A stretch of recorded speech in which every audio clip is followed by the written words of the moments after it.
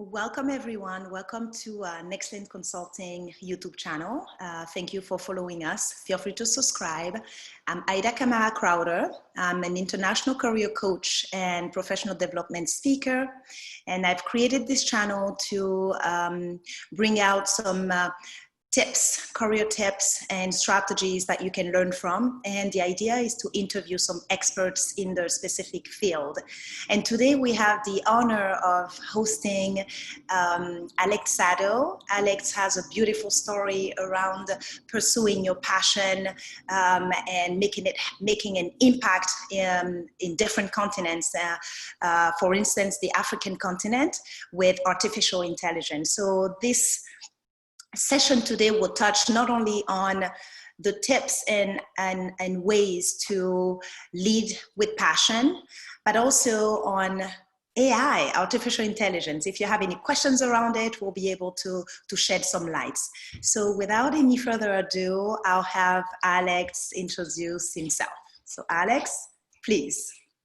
Thank you very much, Aida. It's a true pleasure to be on this platform. As you mentioned, Alexander Tsado is my name. I have many things these days, but I guess I will lead with I'm an AI evangelist who is trying to inspire and activate Africa's over 1.3 billion people across the entire world to change lives with technology, use it to improve access and just make the world a better place.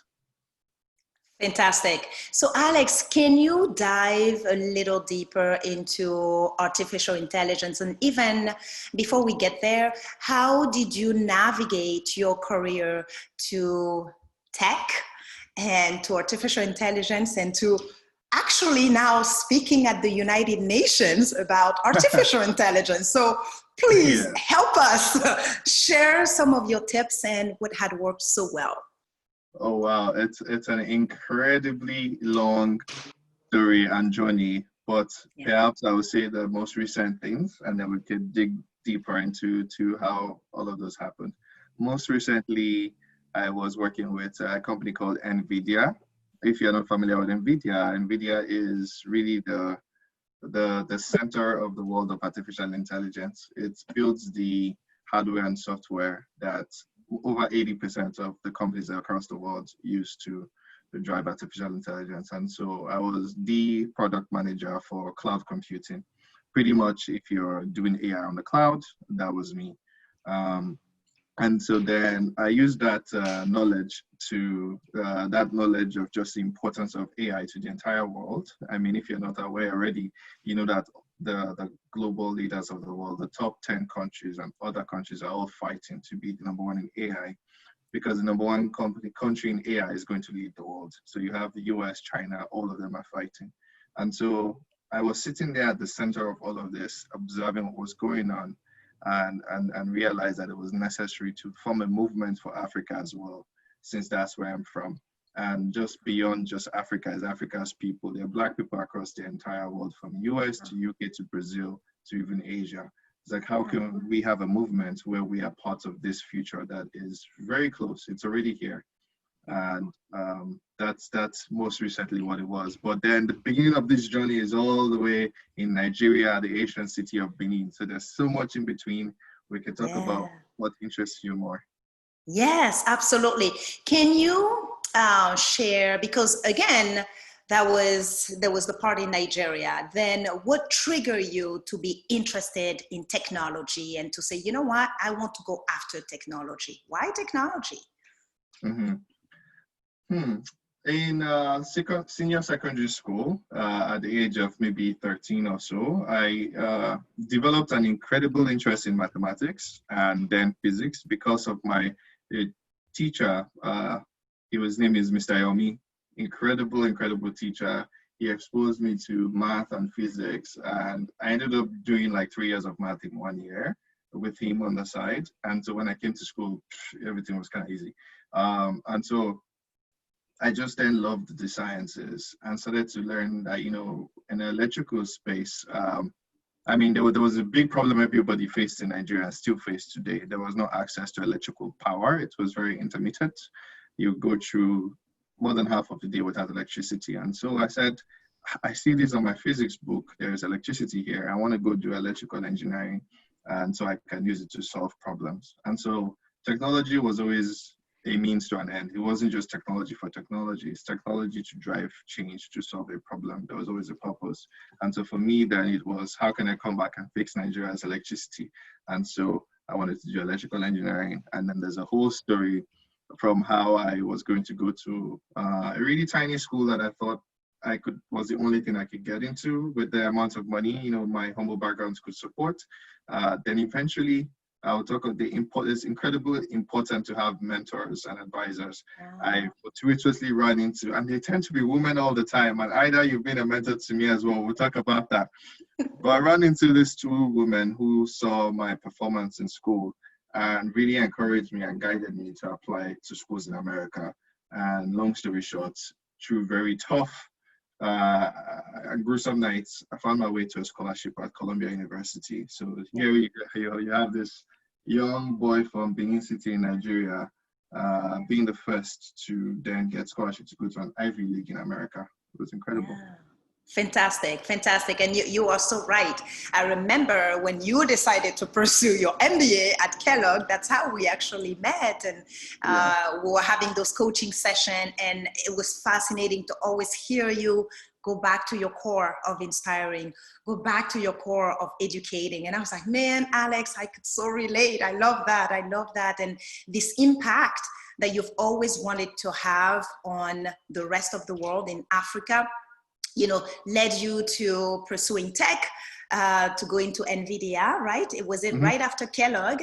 Yeah. And from there, I believe in your story, you just continued. You just didn't let go of that passion and that impact abroad, because obviously you were working in the US, in San Francisco, right? Mm-hmm. You're still there. You're still there. And so, but you did not let go of that passion and that impact. Can you tell us a little more about this? What did you do concretely? How did you maintain this while you were working hard, making a difference at work, but still continuing to build or extend what you had started in Africa? How was that process? Yeah, so there is a process, and then there is when you say how, it's really, how did it come about? Like, what's really driving this craziness of working morning, nights, weekends, all the time to do this thing and still not feel like you're working? Like, this is a Saturday and I don't feel like I'm working. I feel like I'm living life. Like, this is my life now. This came from, and that's the beauty of working in a space that you call your passion. Yeah. Your passion, your life's work. This came to me sometime in 2014. It's motivated a lot by frustration, right? Initially motivated by frustration of no electricity. In 2014, motivated by frustration of Black discrimination. I was working at Goldman Sachs at the time. I was making decent money. I had an Audi in New York, enjoying myself. Only for one day to get stopped by the police in Brooklyn, and I got, frisked. They did everything they can to try to find an issue with me. I had to show my ID that I went to Columbia and I work at Goldman Sachs. I'm an educated Black man. Don't shoot me. It was really crazy.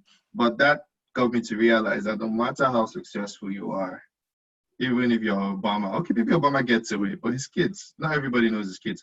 No matter how successful you are as a Black person, as long as, like, you still get treated like a Black person, there's still a chance that you get shot somewhere, right? Like, this is the world we live in today. And for me, I decided that the only solution to this is for all of Black people across the entire world to find a uniform force to fight behind, and for us to help Africa succeed. I don't think if even if it's just one country in Africa, if we can help it succeed, that's where we'll be able to, derive a sense of force and identity from, to then face the rest of the world and inspire our kids to live in a better day. So I made that decision in 2014, and that was it. It was just a burning flame. It's continued to burn. It's like, I can never, there's nothing else to pursue. Like, there's no amount of wealth I can build that would make life safe for my unborn kids, but being able to help at least one African nation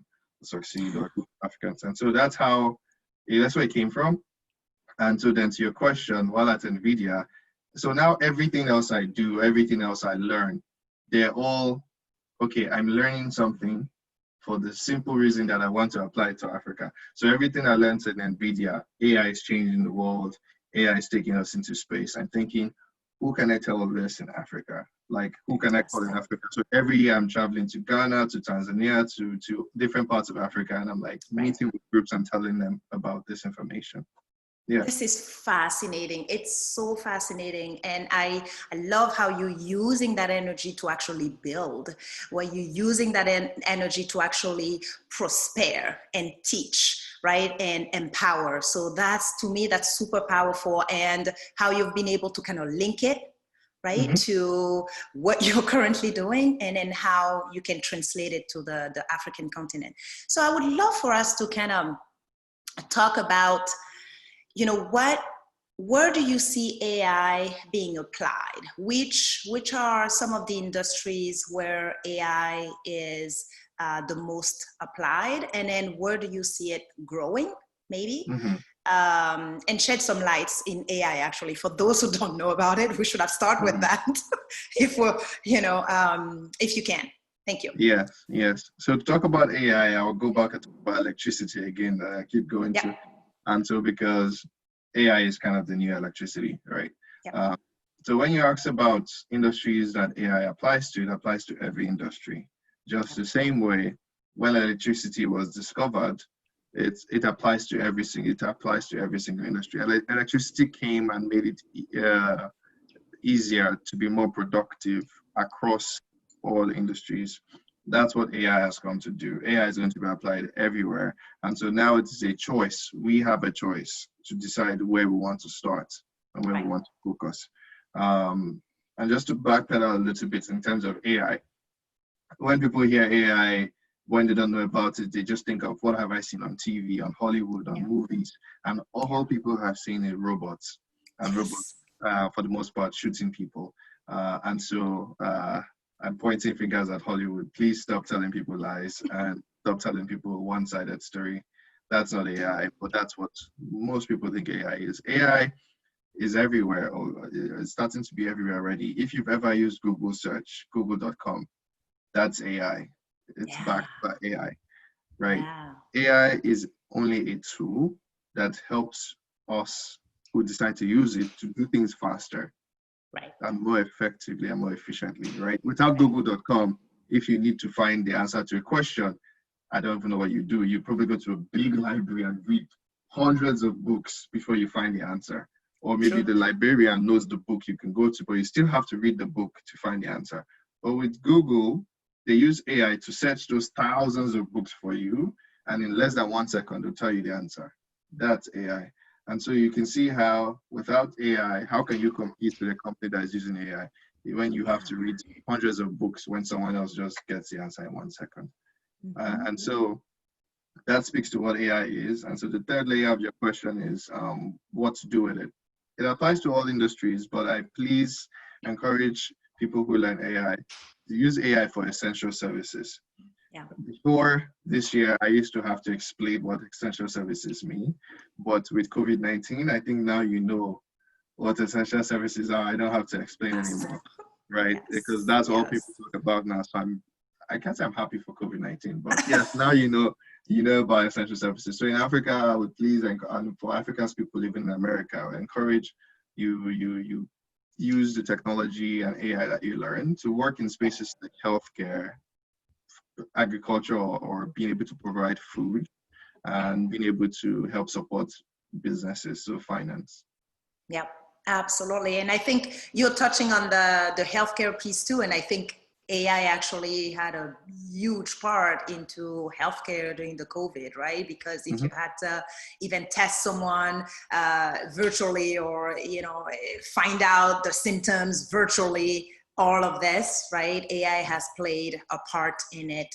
So what can you tell someone who is interested in the space what advice would you have for them? How should they go about it? Well, there's several type of things. First of all, like I've kind of been saying, anytime you learn about a new technology, you always think about there should be a purpose behind it. There should be something you're trying to solve, some problem. And so then you're learning this technology so it can help you solve that problem, right? So we've talked about that. And then with AI specifically, expand, go beyond the Hollywood narrative and start to Google and figure out what is AI, what are people doing with AI, right?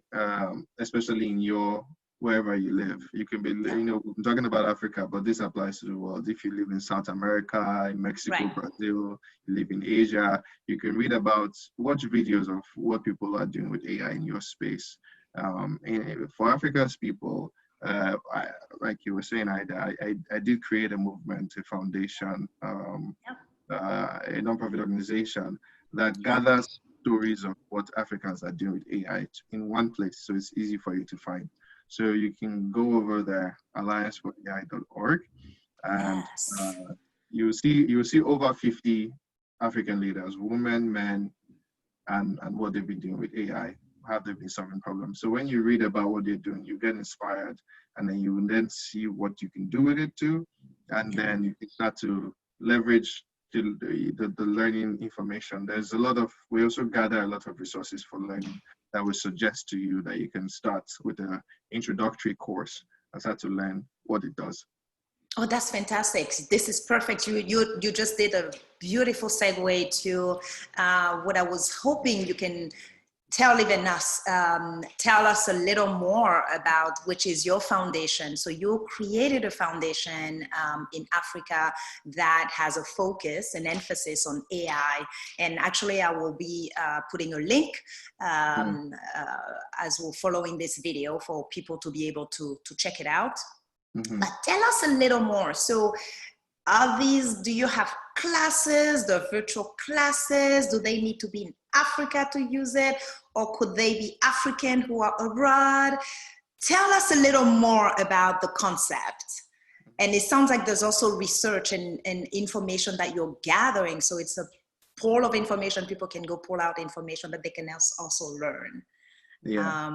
Yes, definitely. So Alliance for AI means Alliance for Africa's Intelligence.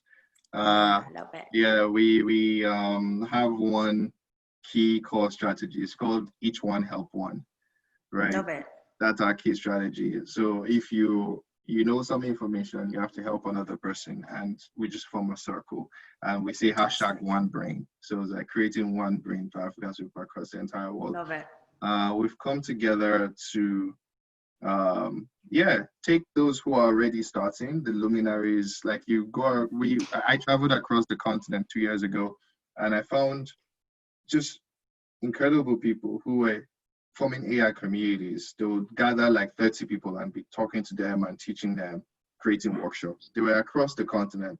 And so, they stopped there. They could only just speak. And so I called a couple of friends together and said, how can we take this to the next level? How can we take them to the next level till we get to a point where they are world class? Because we need them to be world class if we want our kids to have a good future.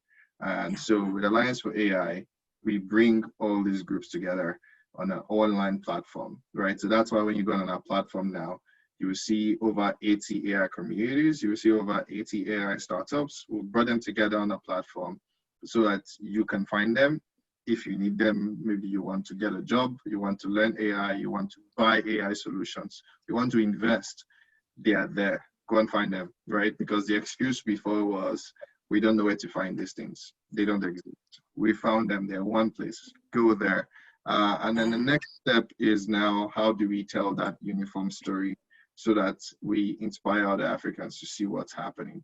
And so that's why, with our platform, we've been able to speak on a lot of platforms and a lot of conferences, international, local, national, and share what's happening.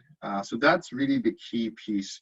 But then sort of naturally and organically through the process, we've been able to identify some gaps and challenges in the ecosystem. The big one is education. And so that's why we said, all right, let's create a small part of this as a program on education, where we don't have enough teachers to teach 1 billion people in Africa, but we can create a guide, a learning guide, where we tell you these are the top 10 topics, and these are 5 resources on each one. You can learn by yourself, and you can learn in groups. So we've created that guide. If you check our website, you will see Alliance for AI chapters. And so now people apply to get access to that guide and use it to learn by themselves and then become part of the community. That's fantastic. That is fantastic. And it's genius, because you are just being able to expand the knowledge with limited resources. Sorry about that. So I think you are just taking it from a very, very smart angle. So Alex, let's wrap up this session, because these are great information that you've been sharing. And I would like to hear from you any positive advice you might have for people interested in following their passion, but still wondering if it's worth it or not worth it. Can you talk about, you know, the steps that it might take to follow your passion? And sometimes it's a half step, right? It's not like right away that you do it, but can you speak to this, or at least have a word of wisdom for people willing to just follow the passion?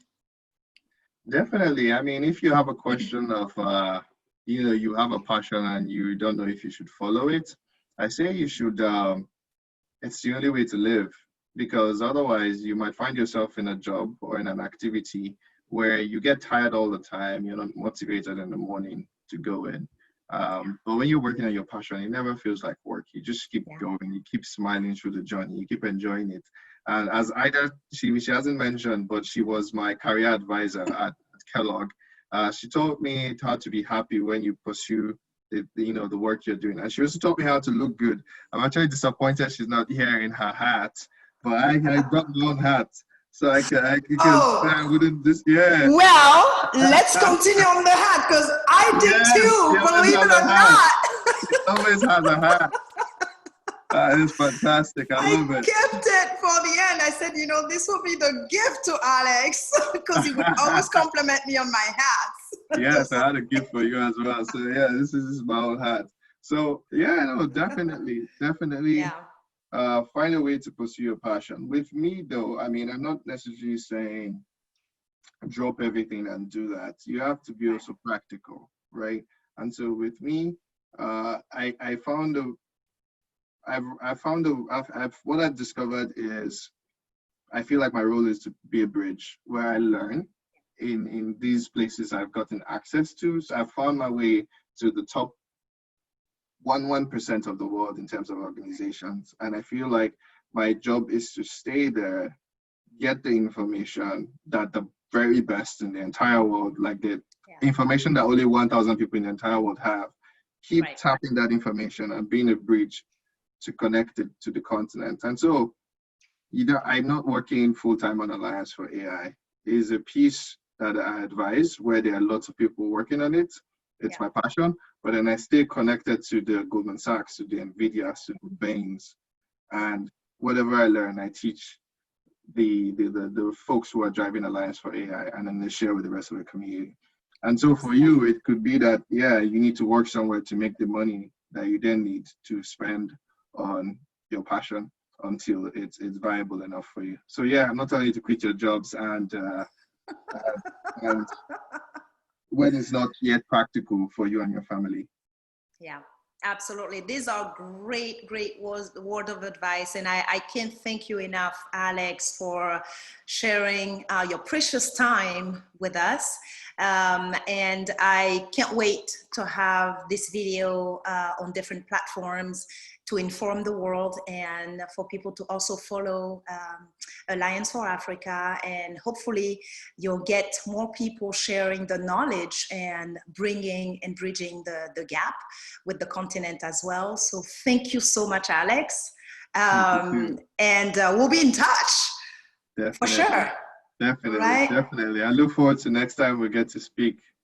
Absolutely. Anytime, Alex, for sure. Yeah. Take care. Cheers. And enjoy the rest of your day. You too. Bye. Bye.